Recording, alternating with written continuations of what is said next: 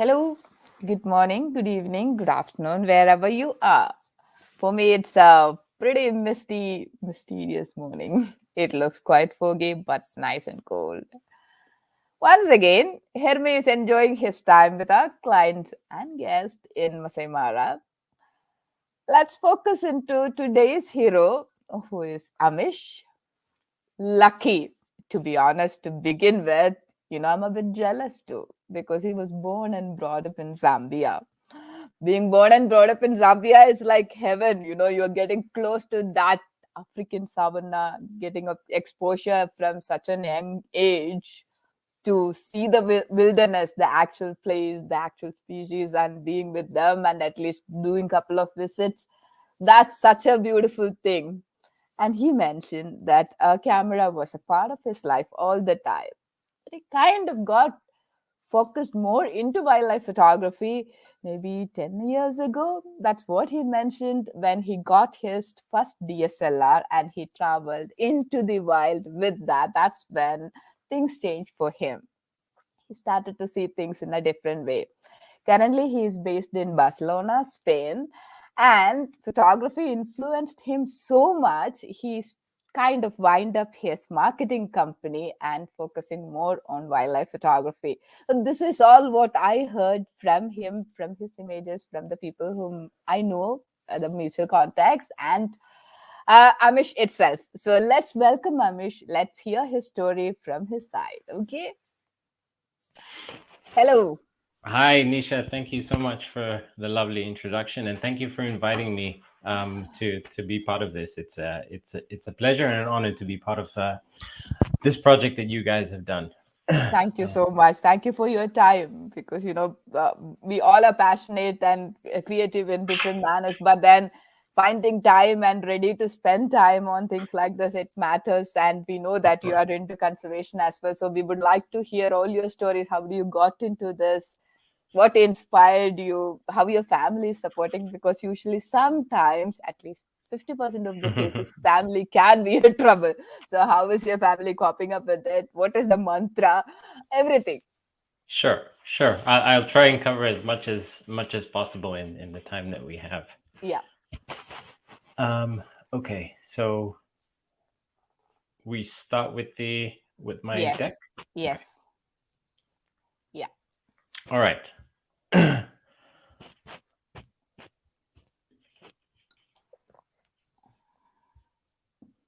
Oops.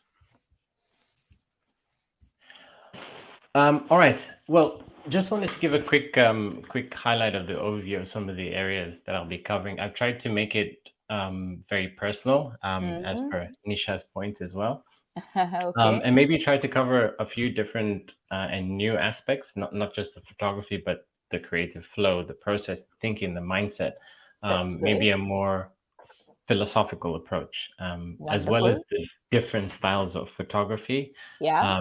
And as you mentioned, Nisha, in your last comment there, the impact in the conservation, which is very Important. important. Yes. So just to start off with, as you gave a quick introduction, but I'll reemphasize some points here. I grew up in Zambia, one Mm-hmm. TV station, no Okay. internet, large Okay. gardens, Okay. great weather, and an abundance of nature and wildlife. And that was kind of my childhood. Wow. After completing high school, I pursued my further studies and career in finance and management consultancy in London, where I threw myself into the corporate world and eventually into a string of startups, which was very much enjoyable and a lot of hard work.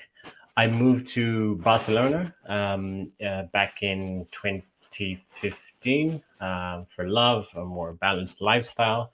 And it's also where I created and ran a firm that focused on providing market research for Africa, mostly in the public sector. And as you mentioned, Nisha, I've recently wound down the company to focus most of my vocational time on wildlife and conservation photography, as well as maintaining some other interests in the startup space. But as you very well know, this vocation requires a lot of time and dedication. I agree. Um, and so I'm finding myself in these sort of situations. I skimmed through various albums and many photos to try and find where I am in front of the camera, and these are the only 6 pictures that I was able to find. So here we go. Um, I'll start to talk about the impact and conservation because this is something very important to me, and it plays a huge role in the brand that I've created, and that is conservation and Yes. to say impact-driven conservation, Yeah. more than a generic term. Yes. I think the creativity and the art of photography combined with wildlife hooked me into the space, as Mm-hmm. you mentioned in my intro. But therein opened up a whole new world in creating impact that is purpose driven. Okay. So it not only gives me a personal agenda, but it gives me a global one. And so the photography that you're about to see in the conservation side is a particular style. Most are not as creative and artsy, but it tried to mimic the reality of the situation as close as possible because that's what's needed. Mm-hmm. Um, this is from an elephant orphanage in Zambia, run by a conservation organization called Game Rangers International. Mm-hmm. I did a behind the scenes tribute for them. Okay. And they're doing a brilliant job in rescuing orphan elephants that have been, whose mothers and families have been hunted down by poachers. And wow, what an extremely challenging role that these guys have. I mean, not only managing the logistics of transporting these orphans from parks to the where the orphanage is based, but running and building relationships with these traumatized animals to regain their trust, to understand that our species are not just poachers, but there are some that are dedicating their lives to helping them. It's a lot more difficult when you don't speak the same language, but hats off to the work that these guys are doing. There's a quote by Galen Roll. I think this is all of them. I think it's on my website as well. Mm-hmm. There's no question that photography has played a major role in the environmental movement, Yeah. and whether for good or bad, it is very, very true. At least in my opinion, it is one thing to focus and spend your time, uh, you know, doing something you love that you're passionate about, that excites you, and it's yet another level to do something that you enjoy and that has great potential to create impact and make a difference in the world. Yep. Um, Here you can see in the top right the bonds that the orphans create. I think this is something important to highlight here about relationships between these. Obviously, these elephants have never met before until they were brought together in this orphanage. Uh-huh. The one on the left hand side is I was hiding upstairs where the keepers sleep, and this one kind of smelled me out, and I managed to get a nice shot of it looking up towards me, and then one of them just playing along in the golden dust in Zambia. Um, excuse my voice. I'm recovering from Oh, a no cold worries. change in weathers here. It's crazy. This is a couple of shots from the Mau region, the Mau forest in particular in Kenya. Uh-huh. And this is a female-led ranger team. Okay. It's run by Mara Elephant Project.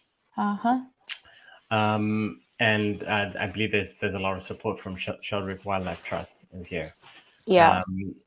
Just to highlight not only the great work that they're doing to combat human wildlife conflict, but also breaking gender boundaries. The one on the left hand side is a snare wire. I'm sure you're very familiar with it, Yep. and your viewers are a very simple but effective weapon to and tool to trap wildlife. I deliberately process these images in black and Mhm. white. And I'll talk more about some of the reasons of my preferred, at least my recent preferred use in black and white. But in this case, it's purely to focus on the topic and subject at hand. The Mount Forest is lush green, it's thick, it's beautiful. And while it's nice to photograph, I want the viewer of the picture to focus on the subject, on the issue Yeah. at hand, and not necessarily the beauty of the Yeah. forest.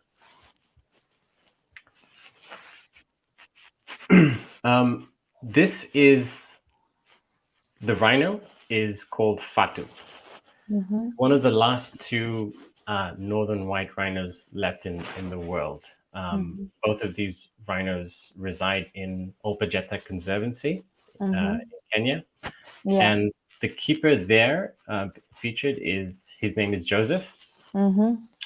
And you may recognize Joseph, or your viewers might recognize Joseph from the cover of the National Geographic Yep. magazine in, I believe it was October or November 2019. Yep. Where the talented Amy Vitale captured those last moments of Sudan with Mm-hmm. Joseph, and Sudan was the last male Maybe. northern white Yeah. rhino.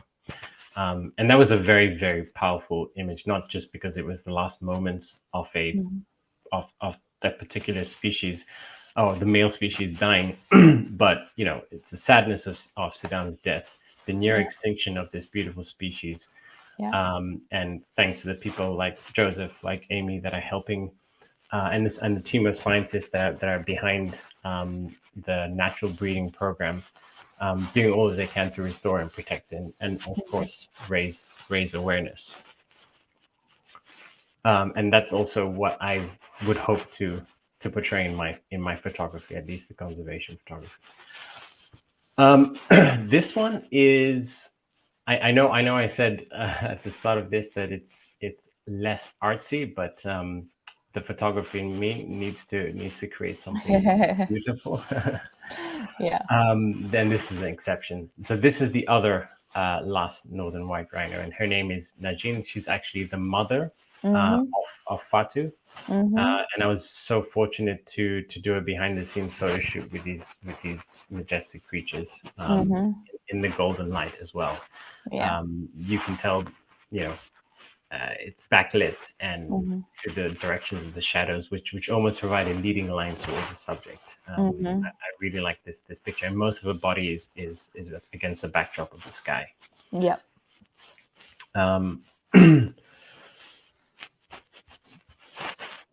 I think before I move on to the next section, just the last point on conservation. I think the medium of photography. Well, I know the medium of photography is an extremely powerful tool in conservation.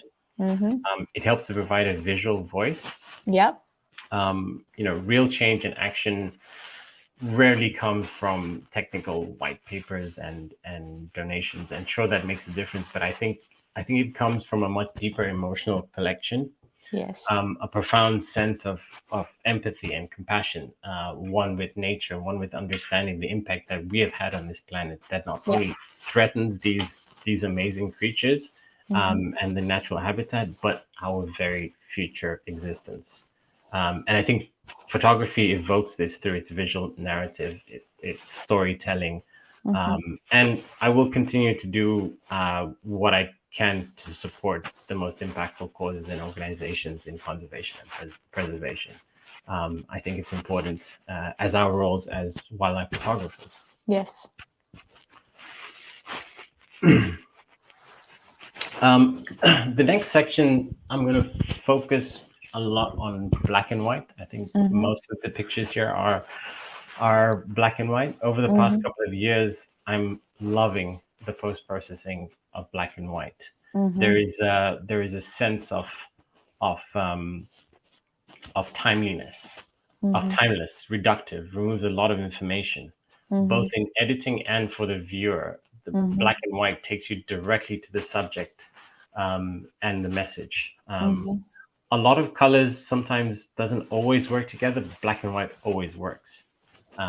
And part of my objective with photography, whether it's conservation or whether it's a picture like this one, is to create emotional arousal through my work.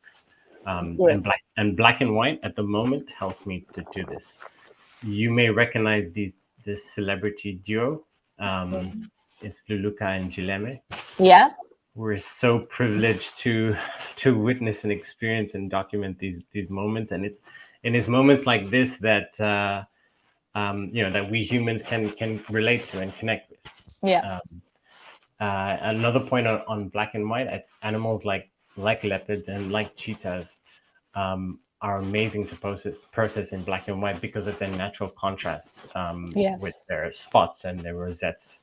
Yeah.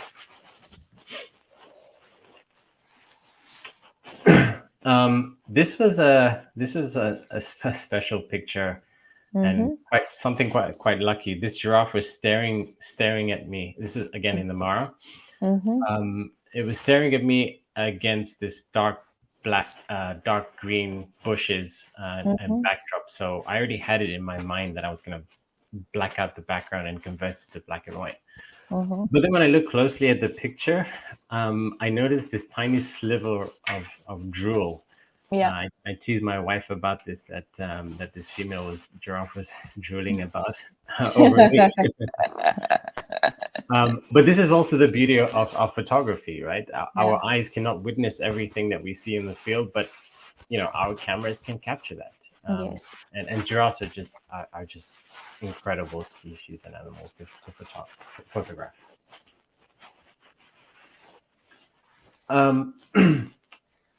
I really love this picture, even though it goes against a lot of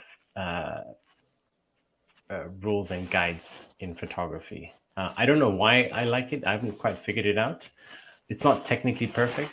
The light is harsh. You can see the sun in the top left, shining through.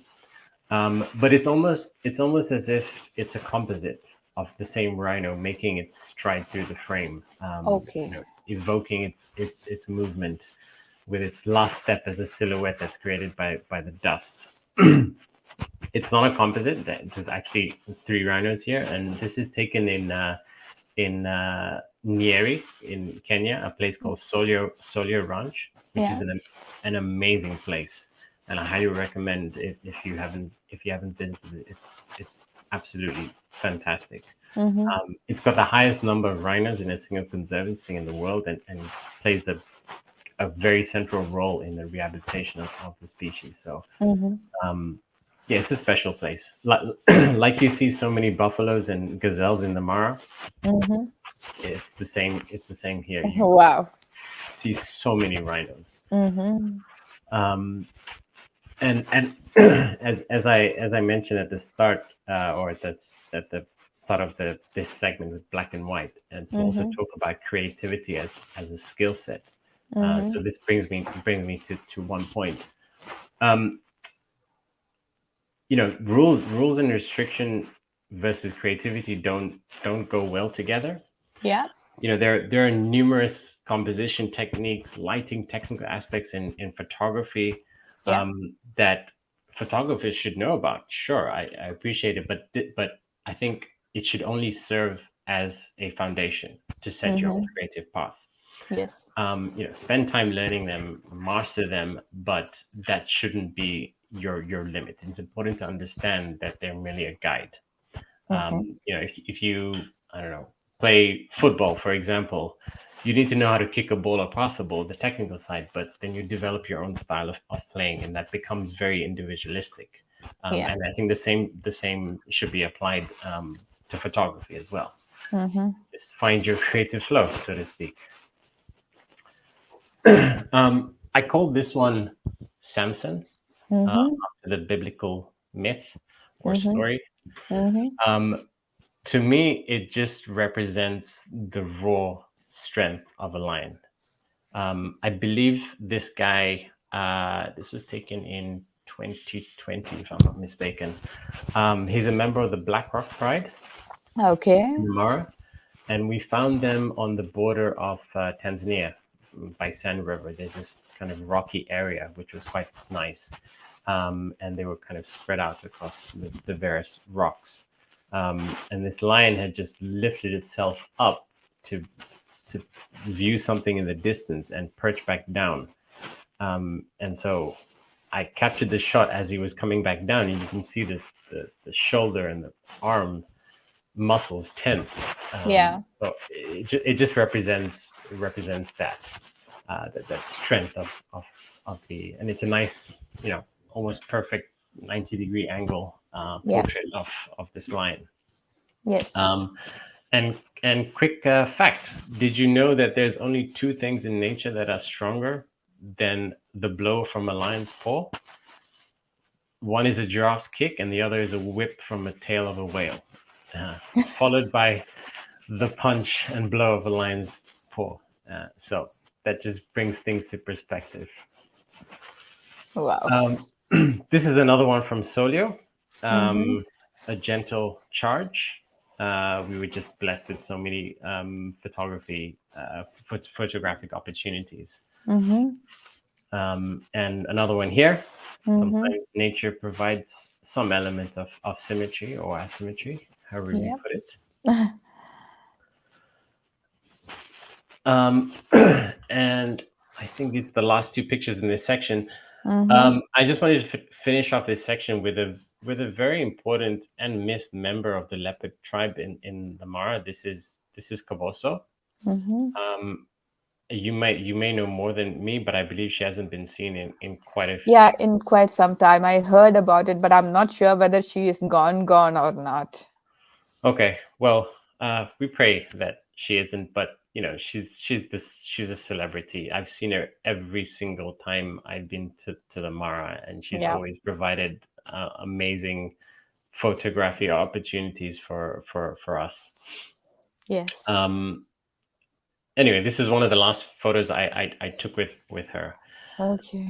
and I also want to highlight, kind of here what black and white does. Mm-hmm. It's This one shows the rawness. It shows the viciousness, the power. The eyes are staring directly at me.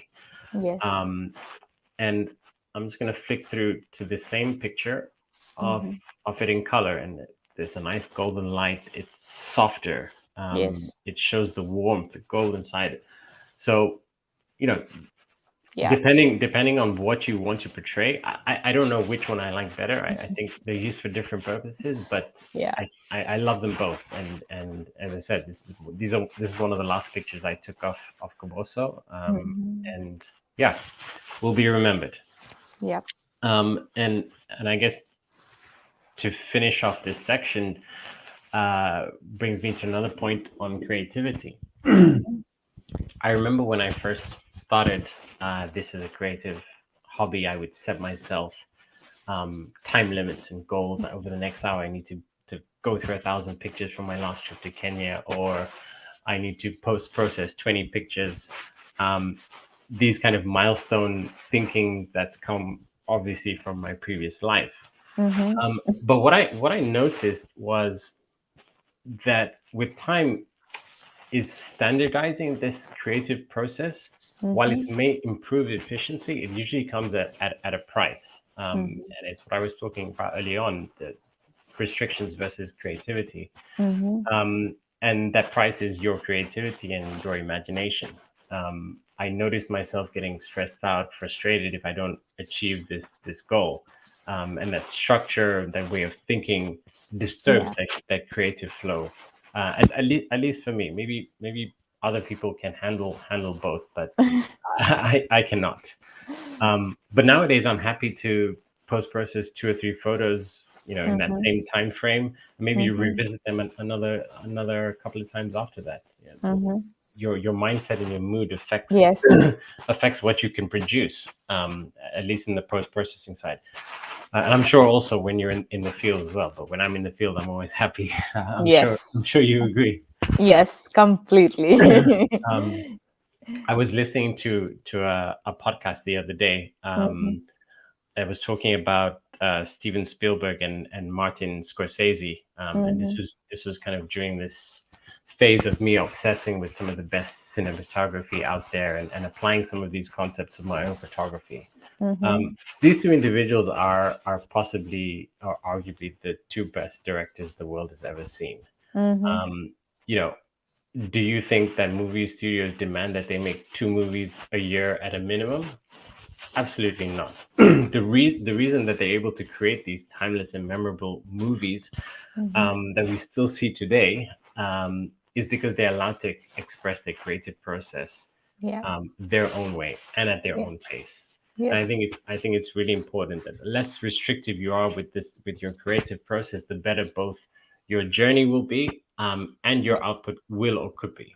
At Yes. the very least, you are thoroughly enjoying that creative flow state. Yes. As much as you and me are so blessed to be in this field, and Yes. amazing as this field is, it's also a process of self-discovery because the photography that you make, or maybe we should call it art, Yeah. is somewhat an expression of yourself, and Yeah. therefore it deserves that blank canvas. Yeah. And sure, in the real world, as a professional photographer, that is difficult because the tide is against you. But I think it's an important aspect to think about, at least reflect upon. Yeah. This is another style of photography. It's something that's a lot more difficult, Mm-hmm. close and uh, very close to the subject, and using wide angle lenses. Yeah. It's very, very difficult to do in nature and in Yeah. the wild. But if there is an opportunity to use remote camera shutters and traps and the like, Yep. please do try. Obviously, without disturbing or harming the animals. Yes. That's Yes. super Yes. important. Um, so most of what you're about to see is from Solio Ranch Mm-hmm. again. Mm-hmm. Cameras strategically placed and white, where the rhinos would just curiously approach them, just Mm-hmm. purely out of curiosity. Okay. Um, Wow. so starting with this, I did initially do this in black and white, but I felt the kind of low saturation color Mm-hmm. looked and felt better. Mm-hmm. There's a saying, if you're not, is it by Robert Capa, the war photographer in photogenic, if your pictures aren't good enough, you're not close enough. I love that quote, and it's very, very fitting to this section. Wow. This is another one. Mm-hmm. Massive horn. Again, most of the body is against the backdrop of the sky, Mm-hmm. and that helps. These guys are kind of doing a round robin. They were just kind of running in circles, playing. Wow. I'm not sure what they were doing. Amazing. This is another one. It's almost as if we were in a studio and they Yeah. knew it. Yeah. But I'm sure you know this very well. But by using wide angle lenses, Yeah. it that's close to the subject, it emphasizes the subject in a way that you cannot with a telephoto lens. Yes. The curvature, the depth, the almost in your face aspect that occurs mostly with wide angle lenses. And I think on this trip, the biggest lens I used was a 70 to 200. My 600 was just there acquiring dust as these guys were running around. So this was controlled with remote or Yes, yes. Well, these ones were all remote. right. Again, just emphasizing the curvature, the majesticness of these animals. Mm-hmm. Wow. Another one here, posers almost. Yeah. Amazing. This one I feel like it should be on the cover of the Vogue magazine or some fashion magazine, because it's almost as if they knew their photographs are being taken of them. It's pretty crazy. Wow. This is another one. The camera is not as close to the rhino. Yeah. But it still brings a great angle and great aspect to this. 99% of the body is against the sky, so that gives a nice contrast already. You can tell that the rhino is in motion because you have this kind of flickering flies that are running off as he is moving. Yeah. And here again, I want to highlight this black and white versus color aspect. Mm-hmm. The black and white takes you directly to the subject. Mm-hmm. There is nothing else. Maybe the flies that will distract you, but you're going directly to the photo. Mm-hmm. Sorry, to the subject. Yeah. And here's the color version. Color It's version, yes. golden light ish, I think it was. Yeah. But here it gives you an aspect of the environment, the Yes. colors of the sky, the space that the rhino has, the low light. The flies are also more apparent. Yeah. So it's just to get again. I'm not sure which one I like better, Mm-hmm. but it's just to give the viewers a perspective that different messages can be conveyed with black and white versus Yeah. color. Yeah. This I think is the last one in this section. Mm-hmm. And I think one of my favorite pictures from the trip. I think I took this handheld, and it wasn't A remote control camera one. wasn't on the Yeah. floor or anything, so it was a good perspective. Great. I think this rhino, and I forget his name. Mm-hmm. I always get it wrong, but it has the longest horn in the conservancy. Wow. As you can tell, it's taking up almost a third of the Yes. picture. And it's powerful. It shows the beauty. It shows the texture of the rhino's skin, the roughness, the Yep. utter size of the horn in comparison to the body. Mm-hmm. And then the emotion. Yeah. You see the liquid that's formed between the wrinkles below his eyes, Ice. like he's Yeah. crying, like he's asking for help, and Yep. and this is what I want to show people in my work. This is what I want them to see. Yep. So the last section is a bit more of kind of abstract pictures. Again, a different style, using Mm-hmm. different creative techniques, Mm-hmm. and photographing something a little different. Mm-hmm. I think this was at Solio as well, but just to give a close-up shot, most of the frame has been taken by the rhino. Mm-hmm. Kind of cut off its right eye, because Yeah. it was very very dark side of it. Mm-hmm. But yeah, just to give a different take. Mm-hmm. This is in the Mara, Mm-hmm.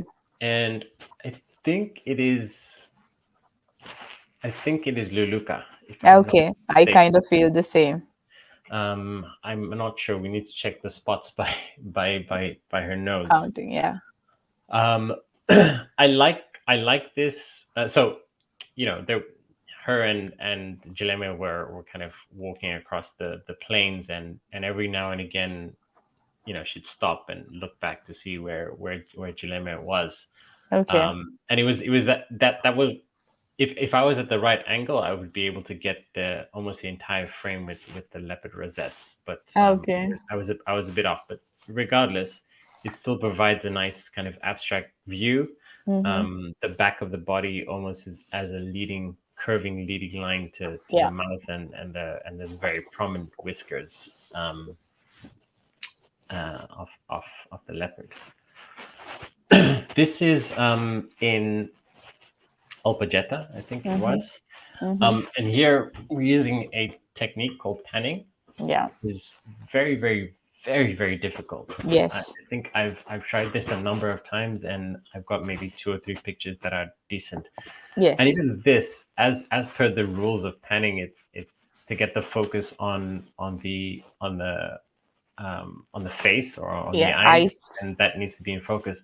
And this wasn't. And my Yeah. shutter speed was a bit slower than it should be, Mm-hmm. but I think it's still nice. It Yes. gives a sense of movement. Yeah. You can see almost a whimsical tail of the back end of the heart beast. Yeah. But it's just a different technique. Yeah. Here again, just a different aspect of an elephant. Mm-hmm. In particular, when the animals are idle, I like to almost deconstruct the animal. You know, the lion's paw, the leopard's tail, the elephant's tusk, and trunk. You know, the black tear of a cheetah. Yeah. It just gives you a chance to do something a little different. Some of these close-ups, obviously, with a big lens. Wow. This is I don't know if I would call it abstract, but there is an abstract aspect to it, to the picture. This was actually very recent. This was in Zambia. It's one of the Luangwa giraffes.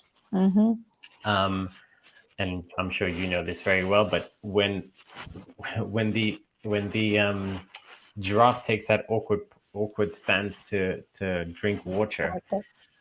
it kind of reserves the water in the front end of its mouth, and when it comes up, that's when it drinks it. And when it comes up, it creates this flick, and this almost like a C letter flick, which Yeah. is amazing.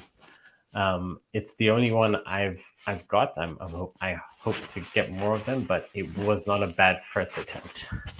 It's amazing. And this is again where animal ethology and behavior comes into play. If you see that that's what they're about to do, and understanding the species and the behavior is so important. Those milliseconds or seconds, Yeah. you know, take you from a shot to a great shot.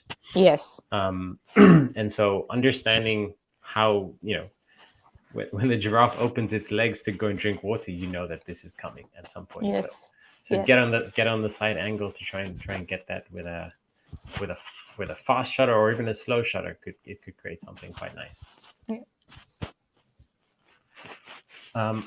Here's another one from last year in the Mar, one migration shot. I use a slow shutter here to just emphasize the movement. This actually got picked up by the World Photography Organization, the Sony Photography So, yeah. Awards. They shortlisted this as one of the 12 finalists. So their Congrats. photography is a lot more abstract and artsy, and they like this. So this just emphasizes movement. You know the direction they're going in. Again, black and white is what I like. Yeah. If I was really to pick at this, my vision was to get, on the offside, maybe on the left or the right, a idle giraffe. Sorry, not giraffe, zebra or wildebeest, just standing there looking, because then that will be completely sharp, and the rest will be in movement, and it gives that, you know, Yeah. uh, again a different perspective. Yeah. Anyway, that's that one. Yeah. This is a low angle zebra shot from a ranch in Zambia, a private ranch in Zambia. Again, just to bring something different. Completely cut out the body of the zebra. The zebra is staring directly at me because he or she knows I'm a threat or is scared of me. But again, just a different style.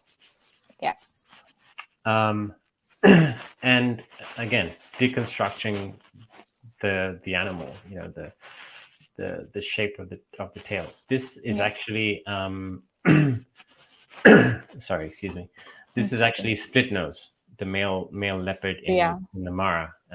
So he was sitting up in a tree with his kill for, I believe, for two days. He was just sitting up there, and so this gives us a chance to just sit there, watch it, and observe the animal, and pick out some of these more abstract type of shots. And I think that comes towards the end of my presentation. I think the last point I just wanted to add here was, I've come from, as I mentioned, I come from a kind of consulting and finance background where it's very competitive and it's a cutthroat world. And I think one of the most surprising aspects that I found in photography is how supportive everyone is. Yes. Fellow photographers, in particular, they're happy to share their experiences, and maybe even collaborate. Maybe I'm too early in my career to make this conclusive, but for the most part, fellow Yeah. photographers are happy to give some time, spend, Yeah. have a conversation with you. I've reached out to many famous photographers and conservationists who have happily given their time. Amy Vitale, um, uh, Greet, I forget her name, the Dutch photographer Marina Kano, Marina Cannon. Derek Yeah. and Derek and Beverly Joubert spend some time talking to me.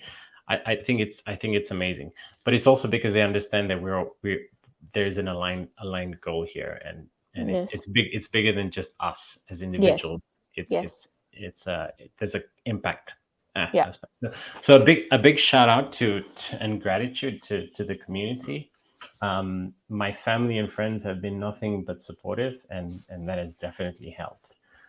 So yeah, I guess a big thank you to everyone that supported me. You know who you are. Yep. It's an amazing collection of images, and wildlife and creative. Yeah, there are different different way to touch the creativity when you do post processing and you call it arty. Then you can go to any extent that's completely depending on the artist, and there is no right Absolutely, and there is no wrong when it comes to art. And absolutely. yeah, I totally do agree. Some people like it, some people don't, especially when it comes to manipulation. But I think, as far as you like it, that's all matters. Nothing Yeah. else matters. Your only competition is yourself, Yourself, right? yes, Because yes, this is as we were talking about earlier, it's completely individualistic. yes, It's your own expression. yeah, Um, a friend of mine told me recently, I think it's one of the best compliments I've heard, that they see my personality in my photography. Um, Obviously, they said some good things about my personality, and I think it's a great compliment to have. I mean, to bridge that gap between yourself, your values, your morals, and being able to express it in your photography or in whatever art form that may be. That's yeah, important. And the same can be applied to other art forms. It could be yes, music, you know. yes, yeah. So yeah, Yeah, I mean that's a great compliment. I definitely enjoyed the show. I enjoyed every single image you have shared and thank the you so much, stories. Nisha. That means a lot coming from someone like you. Thank you so much. I mean, there is absolutely no comparison like that. I mean, I feel you be anybody, even if you are starting today, if you are in the right place, if you are blessed by Mother Nature. For me, every moment is a blessing of Mother Nature, no matter how Absolutely. big you consider yourself. If the nature's blessing is not there, you're not going to capture it. It's my belief. Once again, there are people who believe in I their own I ability more completely than I anything completely else. agree. I completely agree. So with that, I totally do kind of understand what your friends are trying to say, even though I don't know you that to that extent. But amazing collection of images and Thank you so your much. approach. So Thank you the so much. first question what we have is, what was the turning point for you to get into black and white? What was Uh, the key? Experimentation. Just trying different things with images. These days, I would produce the image in both black and white and in color just to see what it would look like, because your imagination can only do so much to envisage what the end product would look like. And so a lot of it came, that turning point was experimentation. um, but the more I started to post process in black and white, I found the less there was to do with the picture, Yeah. and the emphasis was on the subject. And as I said, black and white just gives this timeless and classic aspect to photography. Maybe it also reflects my age, but whatever. So once again, you mentioned about your getting involved in conservation aspect of wildlife and photography. What is your suggestion for any upcoming photographers? How can they get involved in conservation using their photography? Oh wow. I think there's a wherever you're based in the world, there's a lot of local conservation stories to be told. So they're reaching out to these organizations locally, or even internationally. I mean, that's how I do. My process is very consulting driven, I should say. Um, I don't necessarily just work with any conservation organization. I get to know them. I build a relationship. I understand the impact that they're making, and then I decide that okay, let's do something with these guys. Let's help them to document some aspect of the work that they're doing, a particular project, or whether, or even if they have a particular suggestion that, look, hey Amish, I need some help in doing some of this. Could you give some time? Absolutely. And it could be taking headshots of the team, but that's fine because this is my way of giving back. I'm not asking for a fee. I'm giving my time, Yeah. um, and that's okay because I'm supporting these organizations that I believe that are making an impact, and that's important. There's a lot of conservation, and not to put a downer on this, but there's a lot of conservation organizations out there that are almost a marketing uh, Yeah. In organization. fact, 90% of the organizations are more into marketing and not into the work. Yeah.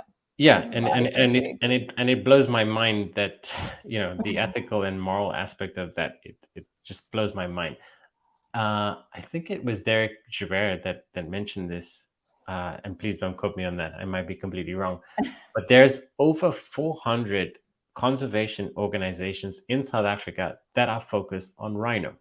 Okay. Okay. Why do you need 400 conservation organizations focused on rhino?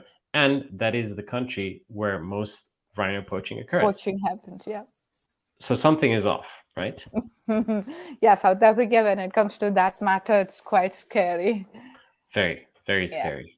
Yeah. Um, Yeah, not only the animals get poached over there, people who are actually involved in conservation also get poached there. I'm sure. I don't want to read too Get to know, much yeah. into it because no, sure we can talk about it. As in, I don't want to read too much in the media and things like this Yeah. because it's it gets me frustrated. It gets me annoyed.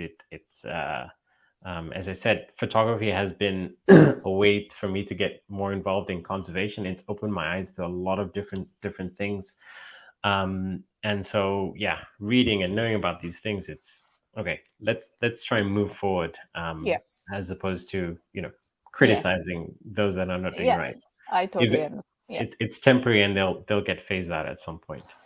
What do you think the locals' involvement in conservation? I mean, whoever is native to that particular location, if it is Mara, if it is the Maasais, or any part of the world, the the people who live in and around the conservancy or the places, and how can we influence them to get involved in conservation Uh, activities? yeah, that's a very important stakeholder in conservation. It is super important, and I think probably underappreciated in some places. Whether it's, as you said, the Maasais, it could be the local communities of villages that Yes. are residing outside the national parks, the game management areas, whatever it may be. It's so important for them to be involved in the aligned objective of the preservation and conservation of the land and the species. Um, but also to support them in what they're doing. Right? Yes. This Yes. is this That's the is key. this is their home as Yes. well. It's Yeah. important to understand both sides of it. It's important to understand that elephants come and destroy their crop and they get annoyed. Yeah. It's not just about saving the elephant, but it's also about understanding both sides of the coin. Mm-hmm. Um, there's so that picture with the giraffe and the flick. I Mm-hmm. was in South Luangwa Mm-hmm. for that. And the reason I was there is because I was doing a conservation story on the success of wild dogs Okay. in South Luangwa. Mm-hmm. There'll be a story coming out at some point soon, as soon as I finished it.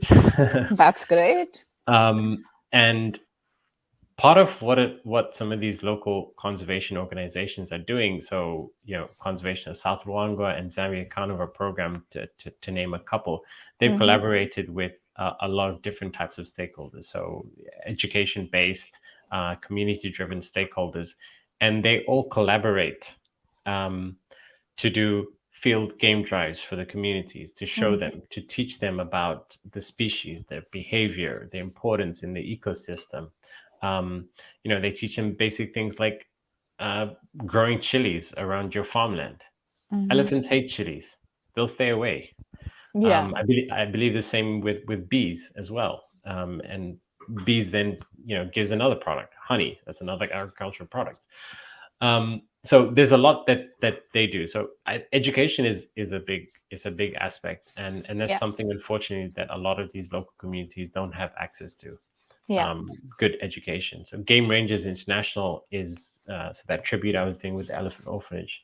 They've Mm-hmm. opened up a new center, a wildlife discovery center, that's open to the public, but in particular to the local communities in the area. Mm-hmm. And so they're able to come and see what's going on, see the orphans, and the work they do, the feeding, the milk, etc. But also to learn about the species, learn about conservation and what's going on there.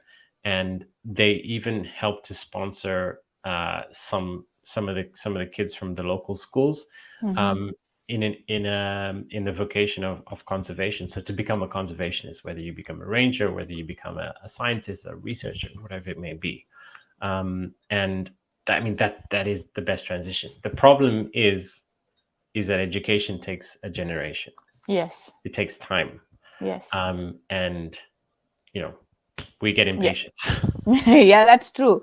On that note, we have an organization in Masai Mara, but we don't call ourselves as an NGO because we kind of feel a bit. I mean, you can call yourself an NGO and do things and put yourself into a different position. Rather than that, what we are doing is we are using 50% of our profit to support conservation, specifically talking about supporting people in and around Masai Mara. So we are Is kind that of your camp? yes. So Right. we are supporting 2,000. I think there are two schools with 1,000 kids with their lunch for almost a year now. That's amazing. Yeah. I've heard of your camp, but I haven't heard of the conservation aspect. There's that this that's there's a story to tell there. Can I come and document it Oh, for you? definitely, definitely, because that's something which I think we are not doing much because we talk about the camp, we never talk about the things which we are doing behind the camp. So supporting 1,000 kids with daily lunch is not a small thing, I know. and I can imagine every logistically. day.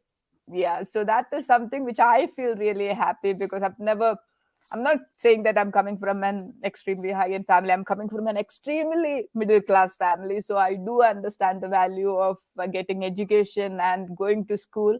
And these kids, I think at least some of them are going to school now because they're getting food from there. That's That's amazing. a that's a that's a great thing. And at least you're supporting 1,000 kids That's is amazing. definitely Next time I come to the Mara, I'll do come and do come and do come come and stay at over, your place. and then It's we can it's take in you to the it's in school as well. Absolutely. I would love that. That's Koboso territory, right? Yes, yes, that's Caboso's territory. So that's one thing. And so I think we all have a role to play in this world. And how you play it, the marketing part is a different thing. That's what I think we are lagging because whether it is in the form of spreading awareness, even if you can influence one person, I think that can make a major impact. So Absolutely. Absolutely. I'm really happy to speak to people who really value their time and doing something in line with conservation. So that was the spur of the moment to talk about it. No, and of course, Okay. it's imperative. I mean, as I said, I think because we spend a lot of time in the field, and we get to know what's going on, Yeah. and the destruction that we see in the natural ecosystem, etc., etc. it it just becomes part of what we have to do. Yeah. It's second nature. Yeah, I think that's the best part of photographers community as well as you mentioned. I'm not Yes. saying there is no competition. There is competition. There are problems like in any other field, but I think there is a lot of connection and positive vibe in this community. Yes. Almost everybody would like to contribute one or the other thing for the betterment of nature. Absolutely. So I think on that note, I'm not going to bug you with more questions. We have a No, bunch of. if there's any pressing questions, I'm happy to answer anything. Do you But have yeah, any as you wish. suggestions for upcoming photographers? Sorry, I was in between. Sorry, what's the question? I thought spoke in between. You were about Ah, to yeah. say something. No, I Okay. wasn't. Okay. So, what is your suggestion for upcoming photographers, and specifically if you're considering India as a place and women getting into photography, specifically wildlife photography, you know the restrictions. Do you have any suggestions or advice for girls or boys in that matter? Um, not particularly. I mean, get a camera and experiment. I mean, you only learn by doing. Spend some time if it's wildlife photography, spend some time in nature, just experimenting with. Don't focus too much on the technical aspects of the camera. If it's a 5000 Yeah, series Nikon or whatever it may be, if it's yeah, that's okay. yeah, Maximize the use of your technology before you think about spending X yeah, $1,000 on equipment, because it's expensive. yeah. And if it's something that you are not going to be eventually passionate about, Mm-hmm. then it's a waste of money, right? Yeah. Um, but experiment. I think my biggest advice, I shouldn't say advice, I don't like that word per se. But Yeah, from my experience, I think experimentation has been my best educator. yeah, Just learn by doing. yeah. Plan a trip. Go and see. Go to the Masai Mara. Masai Mara is a photographer's heaven. Yes, Sometimes, yes, sometimes, yeah. sometimes. That's everywhere. I didn't particularly enjoy the migration period just because of the number of cars. There were more cars than wildebeest in the migration. I So mean, if there's people pros and behave, cons. it's okay. Sorry. If people behave, then it is Yeah, fine. Yeah. I felt it was like a football match. There was a wildebeest that a crocodile caught its tail and was about to take down, and then eventually got loose. And then there was a crowds that were just going woo woo, like someone scored a goal or a touchdown or whatever. I mean, it's okay. It's Masai Mara. It's a it's known for having a lot of visitors come, but on the Yeah. flip side, it's an amazing place to see Hmm. almost every species, bar rhino, but everything else. Hmm. Leopards are not shy in Yeah. Masai Mara. This Yeah. this That's a this plus was point. this was this is incredible. I've never Yeah. experienced that in my life. In all the southern African countries that I visited, there's a a guy from South Africa. I forget the game reserve, but his name is Boyd Varty, Hmm. and he wrote this book. It's called a Lions Tracker's Guide to Life. So he uses his experience as a lion tracker to apply it to principles in life. It's a really good book. Um, and he said somewhere in his book that a leopard is only seen because she allows you to see Yes. her or him. Otherwise, they're just Elusive. in Lower Zambezi, where in Zambia, where I've held a couple of photo safaris. There are more leopards there than lions, but I'm yet to in a photo safari see a leopard. We've seen it at night, but because they come out to hunt and that, but in the day, forget about it. So if you love leopards, oof, and I do love leopards, it's my favorite big cat. Masai Mara is definitely a place to be. But yeah, sorry, back to the question. We're going off on a tangent. Experiment. Don't spend too much money on camera stuff. Make use of the technology you have at hand. It could even be your phone. understand the basics of composition, understand lighting. That's without lighting, there's no photography.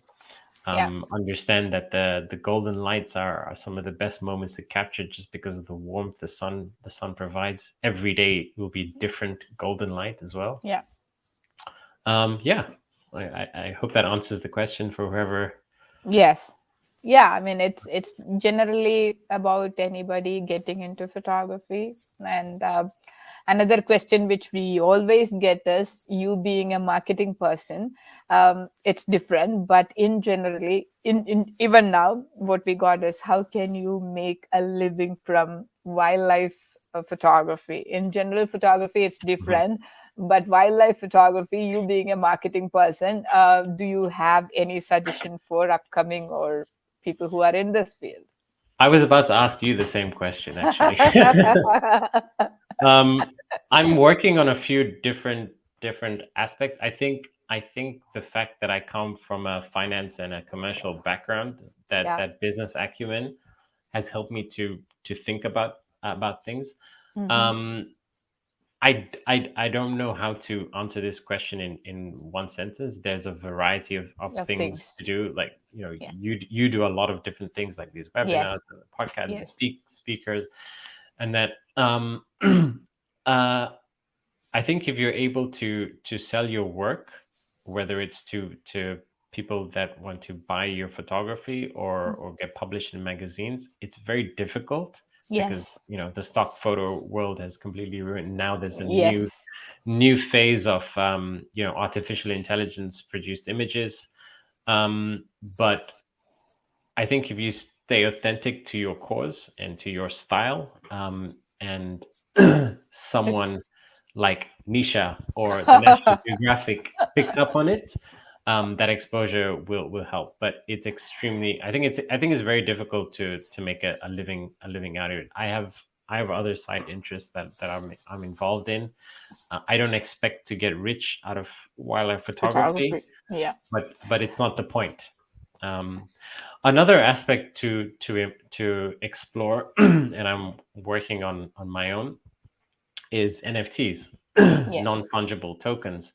It's still very early days. It's very much focused on digital art as opposed to photography. But it's an area to explore.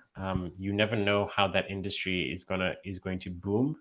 Yeah. But be careful with it, Yeah. because at the end of the day, it's a digital asset. It's built on the blockchain. You Yes. know, you don't know what kind. You don't want to be putting your work out there as an NFT, and that NFT world in photography blows up, and that damages your reputation as a photographer Yeah. as I well. mean, So I was involved in NFT for some time, but it requires a hell a lot of time to invest in it, to understand it, to talk to people, self marketing. oh yeah, It is way beyond. I mean, at least as of now, my I can manage with my time. So I was there for a month or two in that world, but now I'm not in. I still need to study a lot about it because of the impact it's going to create when it comes to yeah, environment. So we still in the very early stage. yeah. So but there but I are think it's an example of why it is amazing to be in a yes, creative person in yes, today's world. It's one of the many examples that technology can help the creators earn a living, yes, yes, essentially. yes, And the great thing about things like NFTs, they're built in smart contracts, so you can earn yes, royalties from every time your NFT is sold. And yes, this is just one example, but I think it's an amazing time to be a creative, because the more that technology advances, the more there are, opportunity, and the more the artist will get paid, whether it's a musician, whether it's a sculptor, yes, or a photographer, whatever it may be. yeah, The industry technology has deflated artists' income over the years. With hmm, the launch of iTunes and Spotify, now yes, musicians get pennies on the dollars with stock photos. Now we cannot sell, our yeah, our wildlife photos for the price we wanted to, yeah, because now you can buy a giraffe for $1 yeah, on iStock photos. That's true. I mean, So and I think there's going to be a at least my prediction. And I hope I'm right. There's going to be a flip side over the next few years on how creatives earn. yeah. Yeah, I think the social media as well as the new media platforms definitely give a little more upper hand on artists based on their work, at Absolutely. least to some extent. I'm not Yep. saying, because when it comes to social media, once again, sometimes it's not your work which speaks or the numbers which speaks. It's you, how do you market yourself, how much time you are putting yourself into marketing, Yep. and the team behind you. All these things play a major role when it comes to social media. At least you're getting a way better opportunity compared to 20 or 30 years ago. Yes. If Yes. you are only depending on the mainstream media, then getting an exposure through National Geography or BBC, in that matter, uh, getting somebody from some part of the world, it's not as easy as current. I Yes. mean, we are. So that's good part. And Agree. yes, NFT, I've never thought of selling my works with the amount which I sold in NFT. That way it is great, but the kind of effort you need to put in that side is Yes. It's a lot. tremendous, and It's a it's lot. it's it's a lot. You So need to set up a community. yeah. What I'm thinking is one idea that I'm playing with is to use some of the conservation photography as part of the stories that could be published as Yes. an NFT, and then part of those proceeds go to uh, the conservation Conservation. organizations that I was Yes. support. Which again, that's important. Yes. Whatever money I earn from photography, there has to be something that goes Goes to financially, conservation. as well as my time. Yes. I mean, there are a couple of people who are already doing it, and I can send you a couple of links. Even though Yes, I'm please. not too involved these days with my school and the stuffs over here, everything is crazy. But I shall send some Yes, links to you. please. I would Okay. appreciate that. Yeah.